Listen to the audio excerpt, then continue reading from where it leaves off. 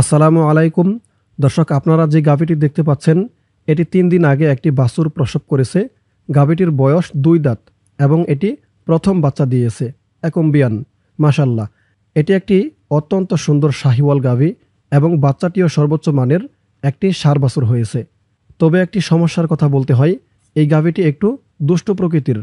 সে তার ওলানে হাত দিতে দেয় না, যার কারণে ওলানের দুধগুলো জমে হেমা হয়ে গেছে, অর্থাৎ ম্যাস্টাইটিস বা দুধ জমে শক্ত হয়ে গেছে। দুধ জমে যাওয়ার মূল কারণ হলো বাছুরটি এখনও ছোট, সে সম্পূর্ণ দুধ খেতে পারে না, ফলে ওলানে কিছু দুধ থেকে যায় এবং সেটাই জমে যায়।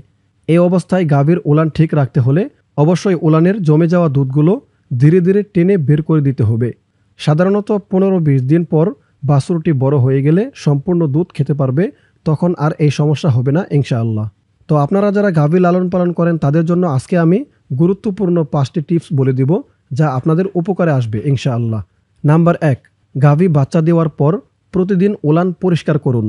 নাম্বার ২, বাছুর যদি পুরো দুধ না খায় তাহলে অবশিষ্ট দুধ অবশ্যই টেনে দিয়ে ওলান পরিষ্কার রাখুন। নাম্বার ৪, ওলানে দুধ জমে গেলে ম্যাস্টাইটিস হতে পারে, যা গাভীর জন্য অনেক বেদনাদায়ক ও ক্ষতিকারক।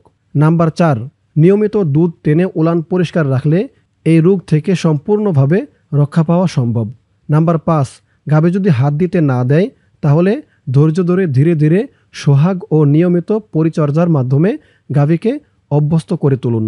যারা গাভী লালন পালন করেন তাদের জন্য আজকের এই ৫টি টিপস অনেক উপকারে আসবে। তো আশা করি আজকের ভিডিওটি আপনাদের ভালো লেগেছে। যদি ভালো লাগে ভিডিওতে একটি লাইক দিবেন এবং এমন গুরুত্বপূর্ণ আরও টিপস পেতে এই চ্যানেলটি সাবস্ক্রাইব করে রাখবেন। সকলকে অসংখ্য ধন্যবাদ।